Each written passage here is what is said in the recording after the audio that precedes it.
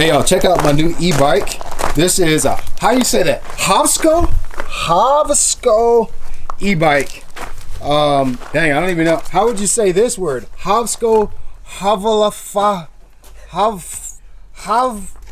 would you say that? Say Havelsfa.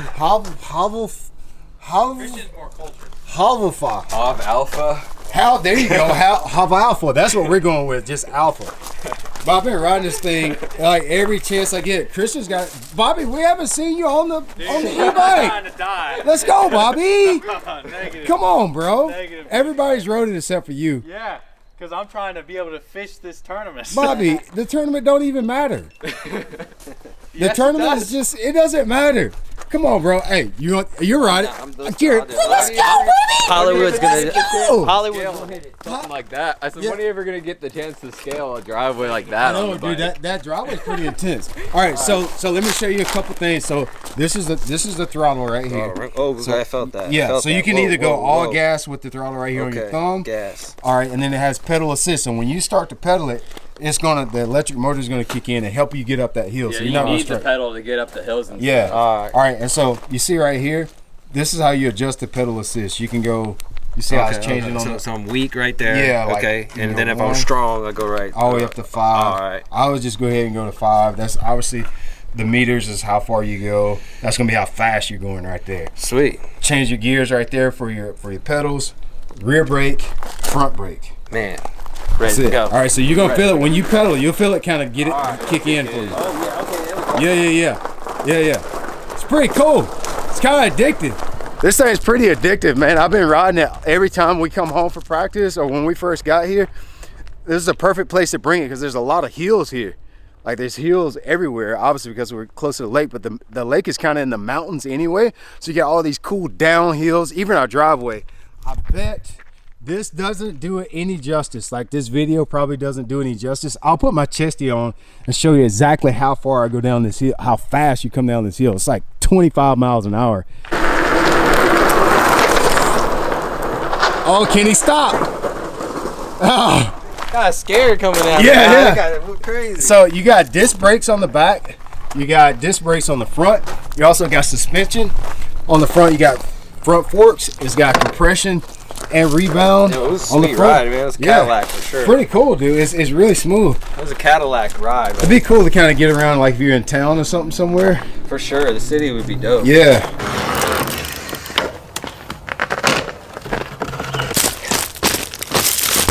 Hey, so I found this other trail.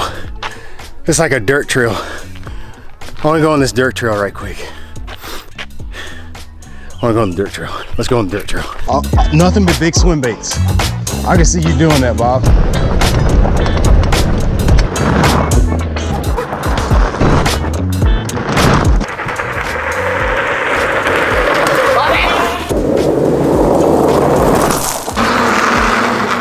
I couldn't think of a better place to bring this bike to this week.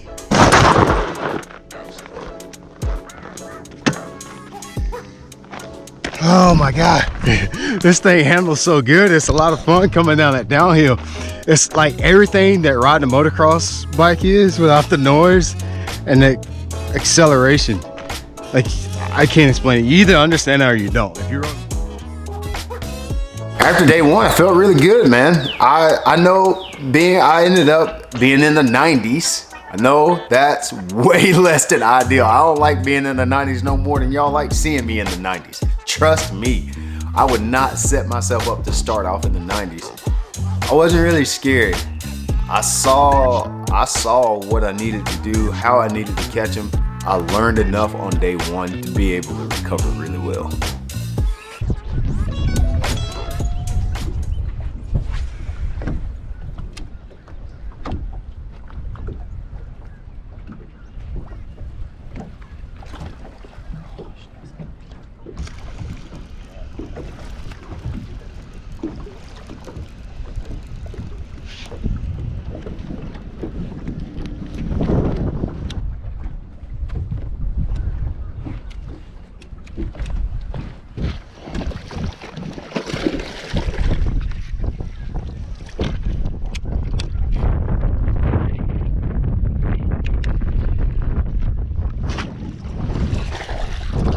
bass right here.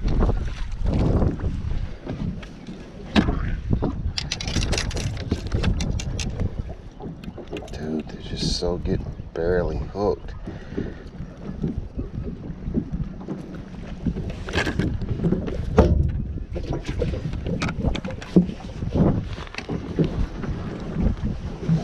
Got it started. Dude, he locked it so hard I didn't even think it was a bass. I thought it was like under the rock.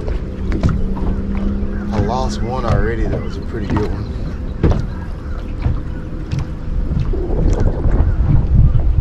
Just something else I can fish.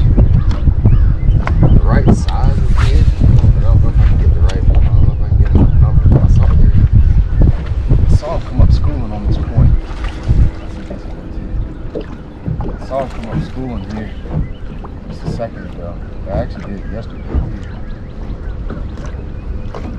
It's just that getting this crankbait and not eating it that good. That's always been happening. Not that big.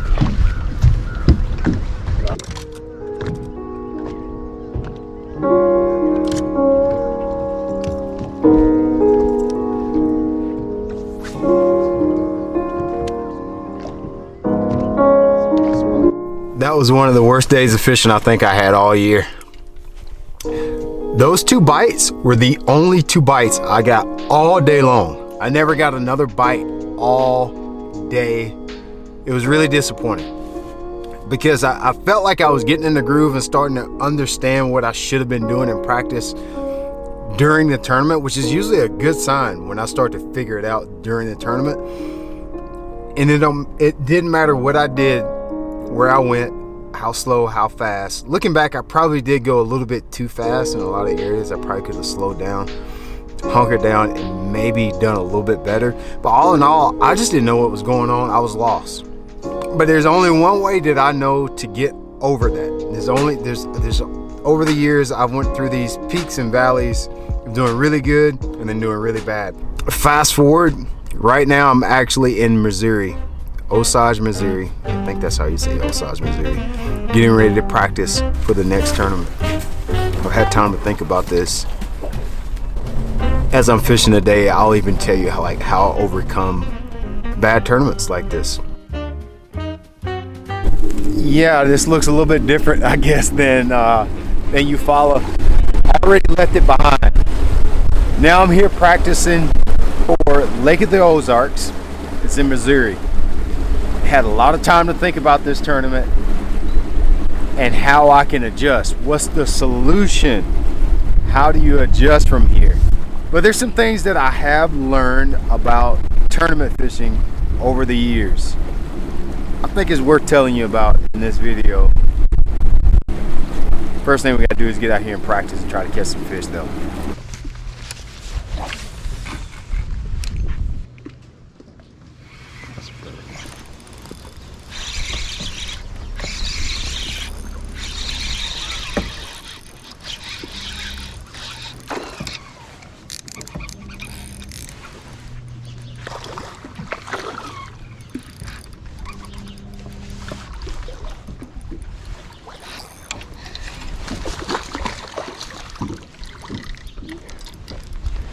That's a better one.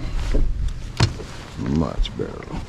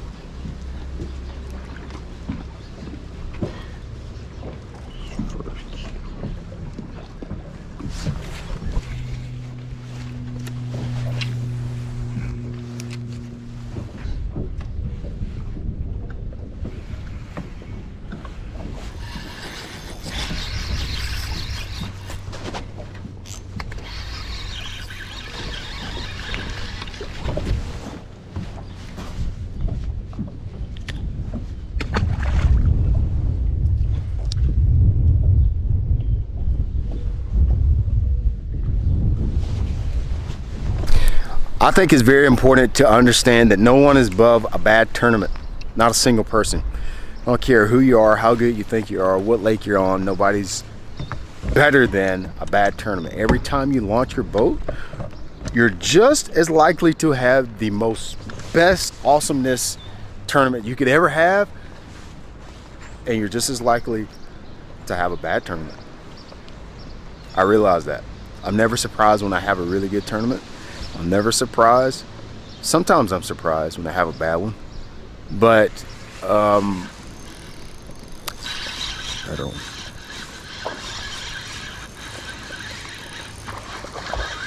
Kentucky.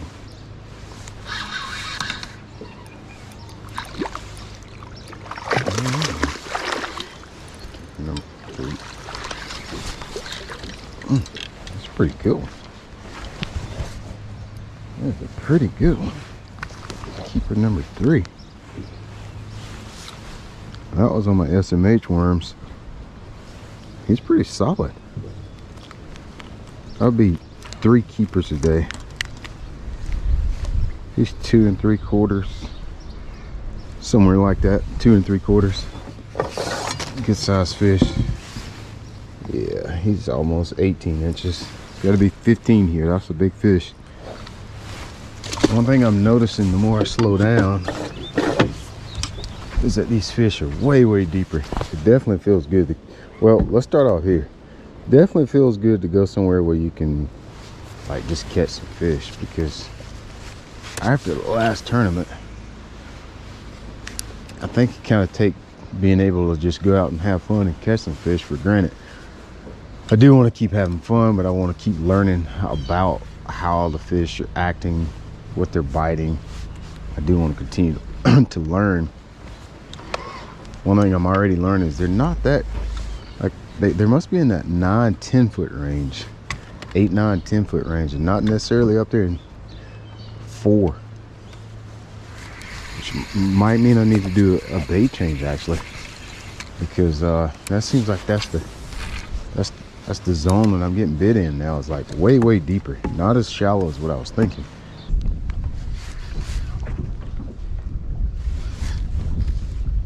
That's a good one. That's a good one. Big one too. That's a big one. That is a big one. Oh, he come off. He come off. No, that was a big one. That was a really big one.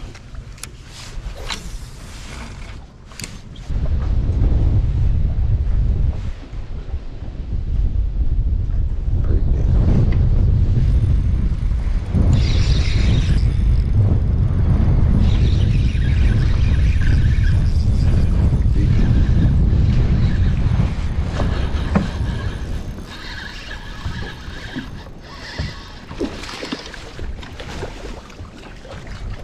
He's 15 inches.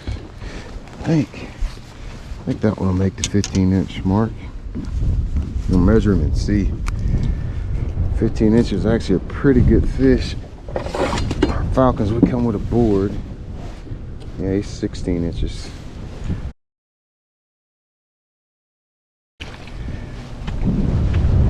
I noticed the bigger bites are down there pretty deep. Like, my boat is setting in like, I'm setting in 23 now, but probably more like 18 to 20. If I had to guess, when I get those bigger bites, I think they're down there in like, like 8-9 foot. I just lost one that was a mega though. I mean a daggum mega. Megas here, I would say, would be 4-pounders. Guess at some point I do have to get another worm. There's no other plastic you can abuse like that, I don't think. That thing's done, but it'll still catch a fish if I get around it. Probably look at that thing and say, whoa, he's messed up.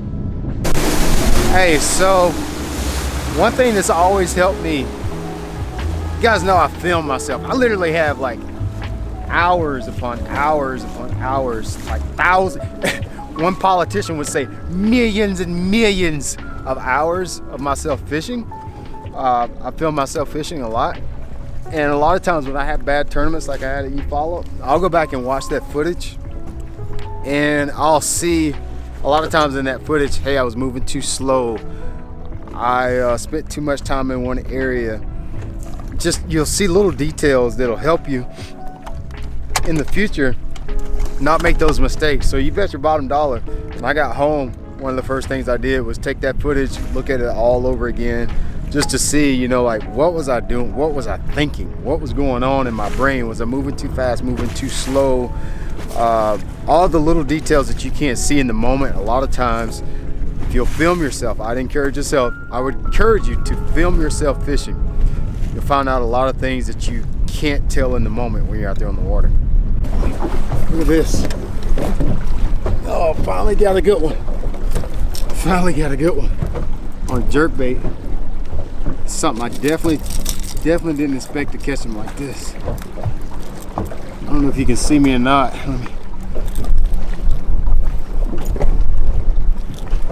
I did not expect to catch him. I'm sitting over like 80 feet of water right now. Totally didn't expect to catch him this way. I've been fishing all day just catching little ones, and to be honest with you, kind of started to not even catch little ones for the longest. That's turn around this way. He's not that little. That's a 3.5 pounder. I'll put it back in the water. Just stay.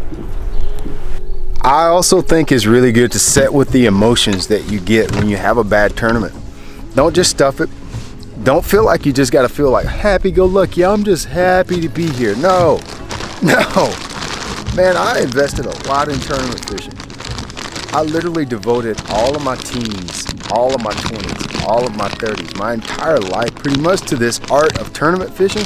So when I have a bad one and things don't go my way, I am pissed off about it. I'm not hurt, I'm not defeated, I am pissed off because I do have a certain level of expectation from myself, results wise, mentally, emotionally, and when I don't do well and I don't make the right decisions in the tournament, I'm pissed about it. That's okay, that's normal. Feel it, set with it, don't push it down, but also give yourself a time, draw some boundaries around how long you allow yourself to be upset, to be mad, to be angry. Maybe that's a day, maybe that's an hour, maybe you need to do that in private, not in front of everybody. I don't do that in public, obviously, because it would be bad. I do it in private. Whatever you need to do to get over it. Throw something, hit something, fuss, complain, whatever you got to do. Talk to somebody, talk to a friend.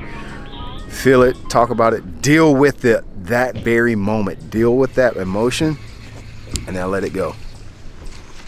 After I surpass that time that I've allowed myself, a week, a day, a month, to drive home, an hour, 10 minutes, after that time has passed, I never revisit it again. I'm done with it, it's over with. I never complain about that tournament ever again.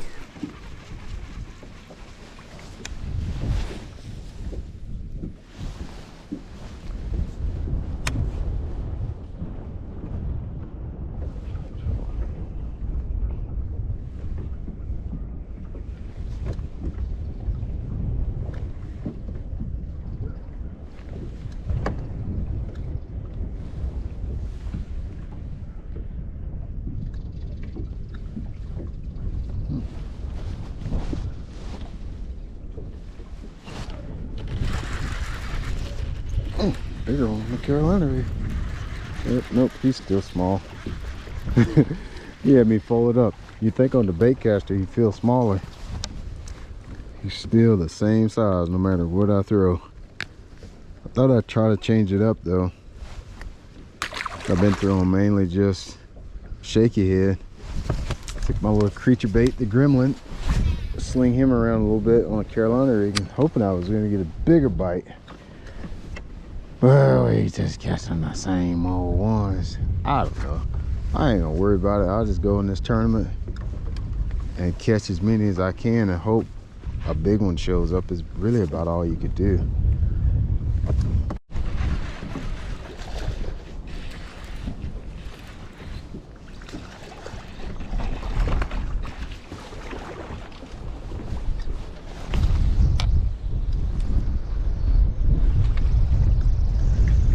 Carolina rig that time.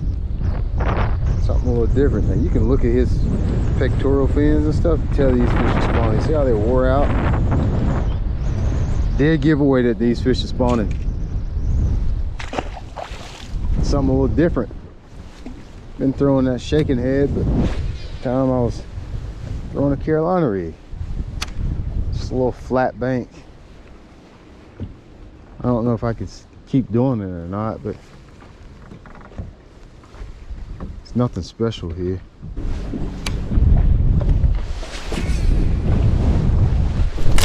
Y'all, this is a piece of advice that I got for you. Having bad tournaments, just realize, like, dude, you just keep fishing. Look forward. I have never had a slump that didn't end. I've never had a bad tournament that wasn't followed by eventually having a good tournament. At some point, as long as you trust the process, keep practicing, keep focusing on catching the next bass, at some point, things are going to turn around and it's going to feel so freaking good. Like when you have a good tournament after struggling for a while, dude, it feels better than nothing else. So like, just keep fishing, focus on just fishing.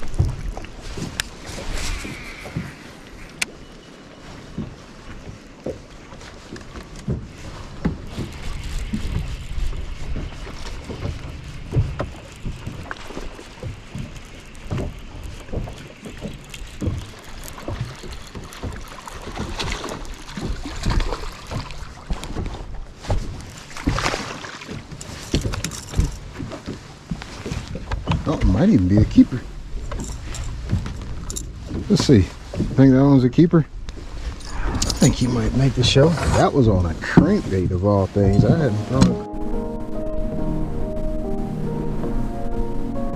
it. That's all I got for you. That's how I deal with, you know, heavy tournaments, hard tournaments. Just like I'm doing right now. I'm just out here just trying to fish my way out of it. That's really the only choice you got. You can pout about it. The only choice you have when you have bad tournaments is solutions. Find solutions. Sometimes there ain't a solution. You just had a bad week, man. Get up there on the front deck and fish again. That's really all you can do. Some of my other buddies, surprisingly, in this tournament, nobody in our house. It was 5 of us in our house, and not a single one of us made the cut. So I'm curious to hear what some of the other boys think about what could have made their tournament better too.